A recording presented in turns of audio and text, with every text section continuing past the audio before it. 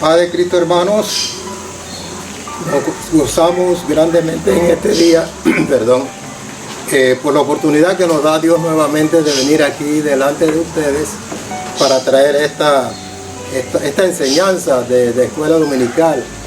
Tal vez ustedes habrán notado que hemos variado un poco la manera como estamos presentando esta escuela dominical, pero es que estamos pensando no solamente en los hermanos de la iglesia, sino también estamos pensando en los amigos que también van a ver estos mensajes. Por eso hemos variado un poquito el sistema. En este día nos gozamos en el Señor de que estamos aquí delante de ustedes, aquí nuevamente en este ambiente natural. Ya quizás la próxima vez sea en la misma iglesia, no lo sabemos.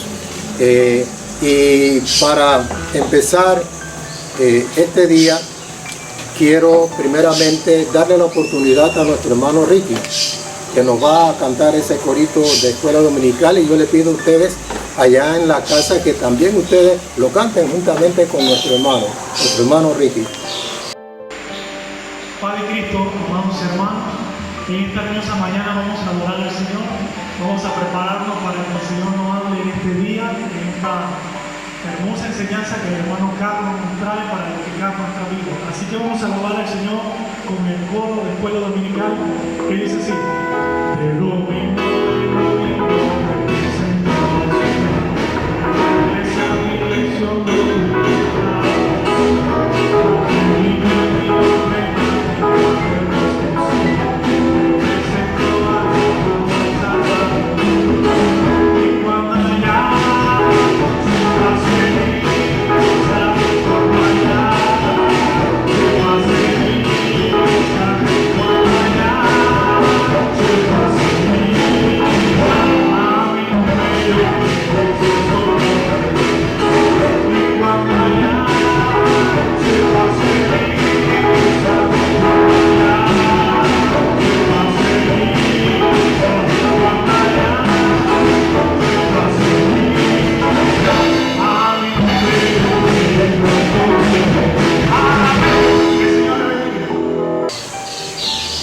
Amén.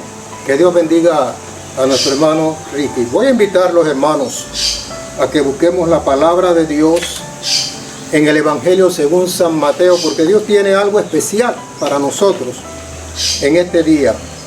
Y vamos a buscar allí el capítulo 17 de Mateo. Como dice el corito, con mi Biblia, mi ofrenda y mi cuaderno expositor. Así que busque allí su Biblia. Amén. Compártala con las visitas, si hay visitas allí en su hogar que están allí también escuchando este mensaje, compártala. Es un día muy bonito. Amén. Capítulo 17 de Mateo. Allá en sus hogares, cuando ya lo tengan, pueden decir gloria a Dios. Dice así la palabra de Dios. Desde el verso 1. 6 días después, Jesús tomó a Pedro, a Jacobo y a Juan su hermano, y los llevó aparte a un monte alto, y se transfiguró delante de ellos, y resplandeció su rostro como el sol, y sus vestiduras se hicieron blancos como la luz. Y he aquí les aparecieron Moisés y Elías, hablando con él. Entonces Pedro dijo a Jesús: Señor, bueno es para nosotros que estemos aquí. Si quieres, hagamos 3 enramadas, una para ti, otra para Moisés y otra para Elías. Mientras él aún hablaba, una nube de luz los cubrió. Y he aquí una voz desde la nube que decía: Este es mi Hijo amado, en quien tengo complacencia, a él oíd. Al oír esto, los discípulos se postraron sobre su rostro, y tuvieron gran temor. Entonces Jesús se acercó a ellos y los tocó y dijo: levantaos y no temáis. Y alzando ellos los ojos, a nadie vieron sino a Jesús solo. Cuando descendieron del monte, Jesús les mandó diciendo: no digáis a nadie la visión, hasta que el Hijo del Hombre resucite de los muertos. Vamos a orar, amados hermanos, en el nombre del Señor Jesús. Padre, en estos momentos ponemos delante de ti este mensaje, esta enseñanza, y pido, oh Dios, que se abran los corazones de cada uno de los que están oyendo en estos momentos y los que escucharán después la grabación, que esa palabra penetre a sus corazones y sea de gran bendición para sus vidas y edificación. En el nombre de Jesús, amén. Bien, los que estaban de pie allá en sus hogares pueden tomar su lugar.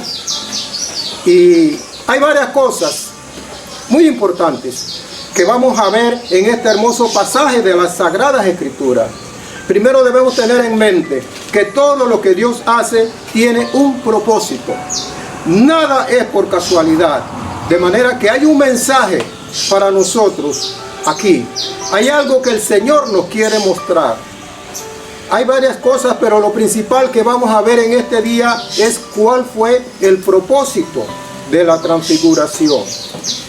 ¿Por qué, verdad, Jesús, verdad, lleva a estos tres hombres allá a ese monte alto y se transfigura delante de ellos? Bien, si nosotros nos vamos al pasaje inmediatamente anterior a este, en el capítulo 16, de los versos 21 al 28, nos vamos a dar cuenta que Jesús les había hablado en esos momentos a sus discípulos acerca de su muerte inminente a manos de los fariseos, los escribas y los sacerdotes. Y les enfatiza que le era necesario padecer esa muerte, pero también les dijo que resucitaría al tercer día. Y Pedro, al escuchar estas palabras de Jesús, no estuvo de acuerdo. Incluso lo llamó aparte y le comenzó a decir: Señor, no permitas que esto te suceda. Tú eres nuestra esperanza. Tú eres el que va a devolverle la gloria a Israel. Tú fuiste enviado para devolverle a Israel el lugar que él tenía antes, cuando estaban los reyes como David, como Saúl, como tantos reyes, amén, que gobernaron Israel, y era una época de esplendor para el pueblo escogido de Dios. Y Jesús le dice: Pedro, estás poniendo tu mirada en las cosas de los hombres y no en las de Dios. Pedro pensaría: el Señor es el que resucita a los muertos, el Señor es el que hace milagros, el Señor es el que hace sanidades, pero si Él muere, ¿quién lo va a resucitar? Tal vez ese sería el pensamiento natural del apóstol Pedro. Y luego Jesús se dirige a todos los discípulos y les dice: el Hijo del Hombre vendrá en la gloria de su Padre con sus ángeles, y entonces pagará a cada uno conforme a sus obras. Y el Señor estaba hablando acerca de esa segunda venida que nosotros estamos esperando, primero para llevarnos a nosotros con Él, y segundo cuando regrese junto con nosotros, amén, para establecer ese reino milenial aquí en la tierra. Y 6 días después de esto es cuando Jesús toma a Pedro, toma a Jacobo y toma a Juan y los lleva a un monte alto, dice el relato, a un lugar solitario, a un lugar donde estuvieran solos, donde nadie los pudiera interrumpir. Y luego sucede todo lo que leímos hace unos minutos atrás. Amén. Este es un relato extraordinario que les mostró a estos 3 discípulos quién era Jesús realmente. En ocasiones nosotros no nos percatamos de la grandeza de un relato, de la magnitud de un pasaje de la Biblia. Y aquí, en este pasaje, Dios está manifestando quién es Él, quién era Jesús, y que cada uno de nosotros, hermanos, fuimos creados con atributos de eternidad. Y para eso, para demostrar eso, Dios trae al tiempo presente de la época de Jesús 2 personajes que habían muerto. Moisés quizá hacía ya más de 1500 años que había muerto. Y Elías había sido llevado al cielo, tal vez unos 900 años atrás. En un momento en que Jesús se enfrentó a los saduceos. Los saduceos eran una de las sectas que había en aquellos tiempos, y ellos no creían en la resurrección. y le hicieron un relato para ver qué les decía Jesús. Y al final Jesús les dice, Dios no es Dios de muertos, sino de vivos. Es el Dios de Abraham, de Jacob y de Israel, y de Moisés y de Elías, como lo estamos viendo aquí. Y como prueba de eso, ahí estaba Moisés, ahí estaban Elías con Jesús. Habían venido de allá, de la presencia del Señor. Dios los había enviado porque sus almas seguían viviendo en la presencia de Dios, y los envió con el propósito especial de mostrarle a Pedro, Jacobo y a Juan que la resurrección de los muertos no es un mito, no es una mentira, es una realidad. El que está en Cristo no muere, sino que tiene vida eterna. Por eso nosotros, amén, tenemos vida eterna. Y a ti, amigo, que estás escuchando este mensaje, también Dios te quiere dar vida eterna. Jesús dijo en otra ocasión, si el grano de trigo no cae en la tierra y muere, no lleva fruto, pero si muere, lleva mucho fruto. Perdón, y estaba refiriéndose a él mismo, a su muerte, que traería mucho fruto, fruto de bendición, fruto de salvación para toda la humanidad. Pedro y los demás discípulos no habían comprendido esto, porque ellos veían las cosas desde un punto de vista terrenal.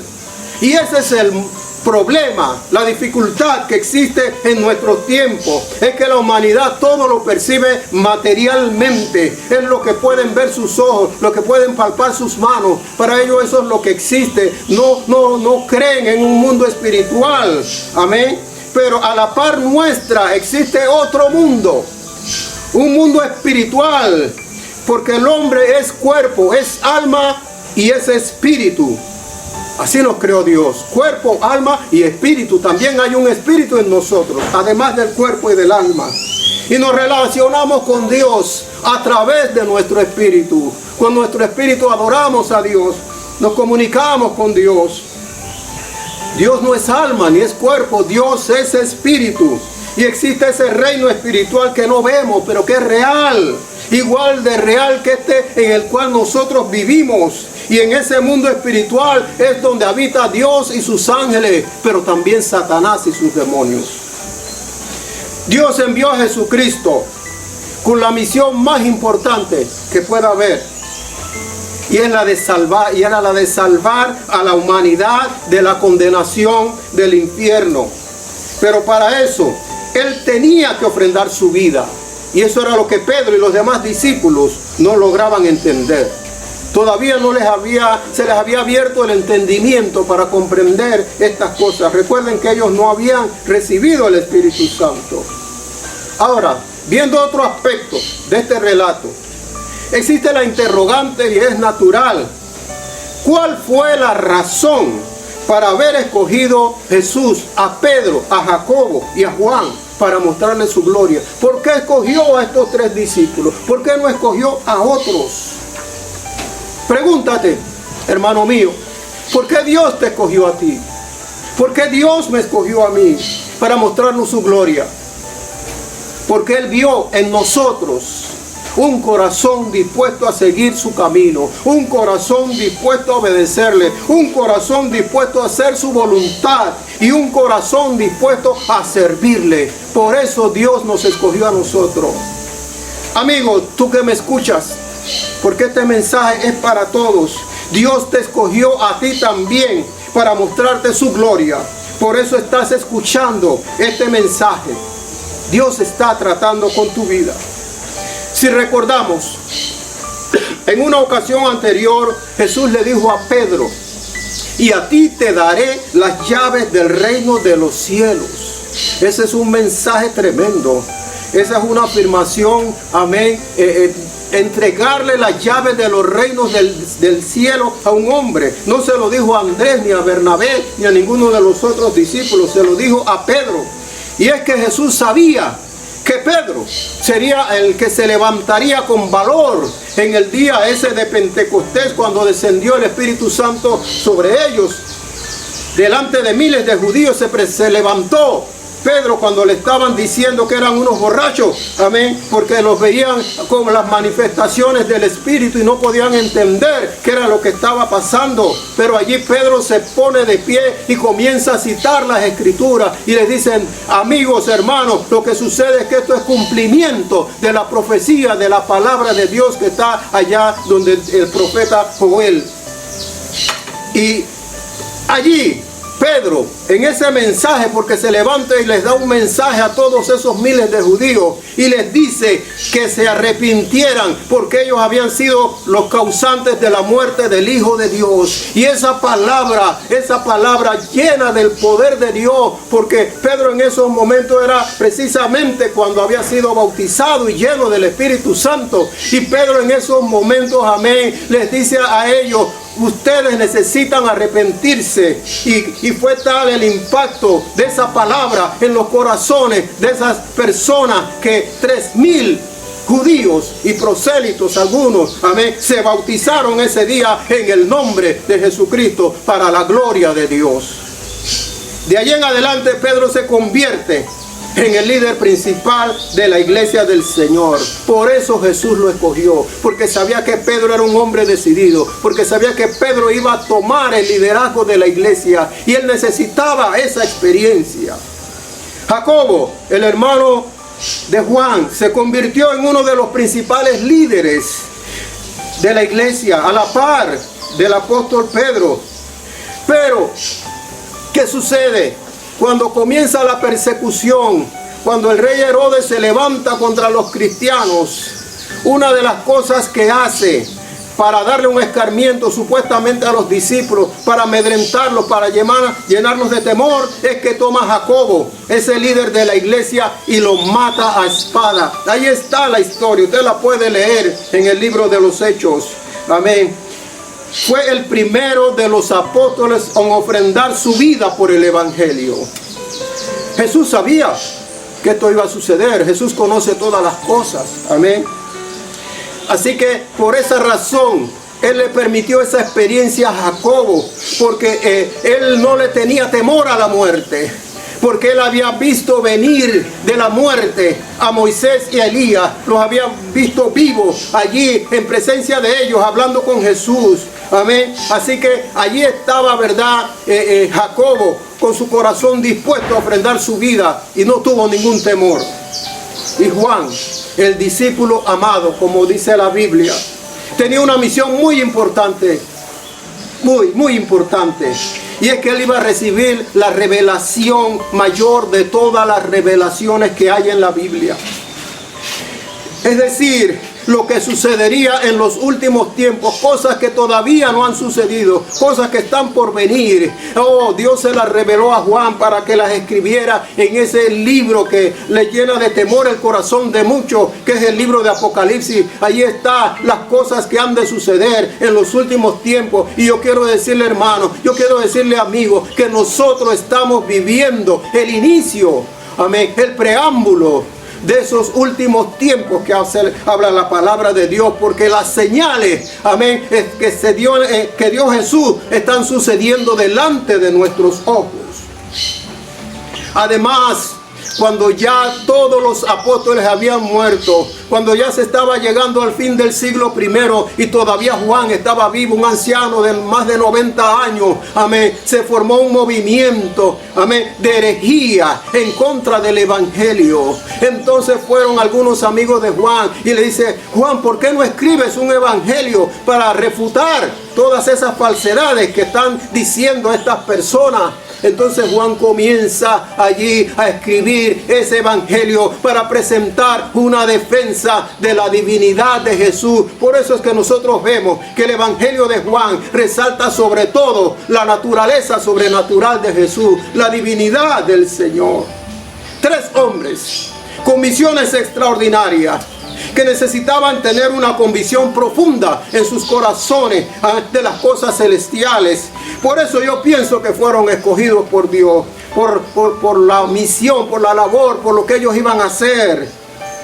Ahora, ¿qué fue lo que vieron estos 3 discípulos allá en la cumbre del monte? El verso 2 dice: Y Jesús se transfiguró delante de ellos y resplandeció su rostro como el sol y sus vestiduras se hicieron blancas, como la luz. Es decir, Jesús sufrió una metamorfosis, por decirlo así. Así como las orugas cuando se convierten en mariposas se transforman, ¿verdad? En esas hermosas mariposas. Así hubo una transformación, amén, en el cuerpo de Jesús, en la naturaleza de Jesús. Su rostro natural, como el de ellos, amén, comenzó a resplandecer con una luz que no era propia de este mundo. Esa misma experiencia la vivió el apóstol Juan allá en esa revelación que les estaba hablando, cuando él tiene una visión del Hijo de Dios y ve su rostro que resplandece como el sol cuando está en toda su fuerza. Era algo extraordinario lo que estaban viendo los hermanos Jacobo, Juan y Pedro. Y dice que sus vestidos se hicieron blancos, amén, de una manera sobrenatural también, que no había una blancura como esa, amén. Era una visión, hermanos, muy tremenda la que estaban viviendo estos hermanos. Luego, para completar esta experiencia, dice el verso 3, y he aquí les aparecieron Moisés y Elías hablando con él. Aparecen, como yo les decía, dos personajes, amén, del Antiguo Testamento que habían muerto hacía mucho tiempo, amén. Aparecen allí en esos momentos delante de los ojos de estos tres discípulos, amén. Y dice que hablaban. Ustedes ven que dice hablando con él. ¿Y de qué era lo que hablaban? Realmente Mateo no lo dice. Pero si usted se va al Evangelio de Lucas, amén, este mismo pasaje, él sí dice de qué estaban hablando, amén. Y dice que estaban hablando acerca de la partida de Jesús hacia Jerusalén. Es decir, estaban hablando acerca de la misión para la cual vino Jesús aquí en la tierra. Estaban hablando acerca de la crucifixión, la muerte de Jesús en la cruz. Pedro, Juan y Jacobo deben haberse quedado asombrados. Estaban sorprendidos de lo que estaban escuchando. Porque era el mismo tema que Jesús les había hablado solamente 6 días atrás. Dios había enviado a Moisés y a Elías como mensajeros suyos para darle palabra de aliento a Jesús. Para darle algo ahí que le diera fortaleza al Señor. Recordemos que la misma noche que Jesús iba a ser entregado por Judas, Dios envió ángeles a fortalecer a Jesús mientras él oraba, que dice que su sudor era como gotas de sangre. Y él decía, si es posible, pasa de mí esta copa, pero no se haga mi voluntad, sino la tuya. Voy a entregar mi vida para que otros tengan vida eterna. La redención de la humanidad, el plan de salvación para el mundo, que estaba destinado a la muerte, a la condenación a causa del pecado del primer hombre, comenzó allá mismo en el jardín del Edén. En cuanto el hombre pecó, Dios le dijo a Satanás en esos momentos, no creas que has vencido, no creas que has triunfado, porque aunque Adán pecó, yo voy a proveer un medio de salvación para todos, y será a través de la simiente de la mujer, el cual te derrotará y le devolverá al hombre lo que ha perdido. ¿Cuántos dan gloria a Dios? Denle la alabanza al Señor allá en sus hogares, amén. No deje de alabar a Dios, porque Dios nos está hablando en esta mañana hermosa. Y ese plan se vino desarrollando a través de los años, a través de los siglos, hasta que llegó el cumplimiento del tiempo que había establecido Dios, que fue precisamente en aquellos días que sucedían estas cosas que estamos relatando. Ese era el tiempo señalado por Dios. Ya Jesús estaba a punto de cumplir, terminar ya la misión para la cual había sido enviado aquí a la tierra. Viendo otro aspecto de este relato, porque hay varias cosas aquí que nos presentan interrogantes, amén, y es el hecho de que también, así como hablamos de por qué fue Pedro, Jacobo y Juan, entonces por qué fue Moisés y Elías los que vinieron, amén, a presentarse allí delante de Jesús, y no fueron otros personajes como David, como José, amén, como tantos profetas que había, verdad, en el Antiguo Testamento que se mencionan, amén. Pero Dios escoge a Moisés y escoge a Elías. y les voy a decir en mi pensamiento por qué escogió a estos hombres. Bien, primero, Moisés representaba la ley, el antiguo pacto. La ley que sirvió de ayo hasta que llegó Jesús, como dice el apóstol Pablo. Jesús llega con un nuevo pacto. Ya no un pacto de la ley, que era un pacto rígido, sino un pacto de la gracia, que es un pacto de don, donde el Señor da de gratis la salvación. Allí en ese monte se da el encuentro de estos dos pactos, el antiguo pacto y el nuevo pacto. Amén. Solamente que uno muere, un pacto muere y el otro queda vigente, el pacto de la gracia, perdón. Y otra razón por la cual Dios trae a Moisés y Elías, amén, es porque Moisés, amén, murió, lo da tal relato ya que murió, no se sabe dónde fue que él murió, su cuerpo nunca lo encontraron, amén, pero él murió, amén. Pero aquí está de vuelta. Aquí está, ¿verdad? Vemos a Moisés que viene de allá de la muerte nuevamente a la vida y se presenta allí delante de Pedro, de Jacobo y de Juan. Esto representa nuestra esperanza de la resurrección. Amén. Porque como los que le decían antes, el que está en Cristo no morirá, sino que vivirá eternamente. Y por eso yo les decía que Dios había puesto atributos de eternidad en nuestra vida, en nuestro cuerpo, en nuestro ser. Amén. Ese atributo de eternidad, ¿verdad? Estaba en Adán, pero Adán lo perdió. Y ahora Jesús viene para que nosotros recuperemos eso. Elías fue llevado al cielo. Elías no murió. Elías fue llevado al cielo. ¿Y qué representa esto? Esto representa el rapto de la iglesia, el recogimiento de la iglesia. Amén. Porque algunos morirán. Amén. Pero otros serán llevados con el Señor. Estaba hablando antes acerca de esa segunda venida de Cristo. Y primeramente el Señor vendrá por su iglesia, vendrá por nosotros. Y ella está representado en Elías. Y todo esto estaba ocurriendo delante de los ojos de los discípulos. Alaben al Señor allá donde están, hermanos. Y el apóstol Pedro le dice a Jesús, bueno es que nosotros, en el verso 4, Señor, bueno es para nosotros que estemos aquí, en este lugar. Es bueno la experiencia que estamos viviendo. Oh, Pedro estaba rebosante de alegría. Amén. Pedro estaba, amén, embriagado de alegría, por decirlo así, por lo que él estaba viviendo, por lo que estaba viendo, por lo que estaba sucediendo. Amén. Y así mismo, amén, yo les digo, hermanos, bueno es que nosotros estemos aquí. Bueno es que nosotros estemos en el camino del Señor. Bueno es que nosotros estemos viviendo estas cosas, amén, tan especiales, amén, que viven los hijos de Dios, amén. Y también, amén, yo les digo a los amigos, Dios quiere sembrar una semilla en sus corazones, una semilla de vida eterna, amén. Y lo está haciendo a través de este medio. Y luego Pedro le dice a Jesús, vamos a hacer aquí 3 enramadas, una para ti, otra para Moisés y otra para Elías. Ahora, esto, ¿verdad? Es algo que queda, ¿qué significa eso? ¿Por qué Pedro está hablando de hacer enramadas? Amén. ¿Qué razón tiene Pedro para hablar de que vamos a hacer 3 enramadas?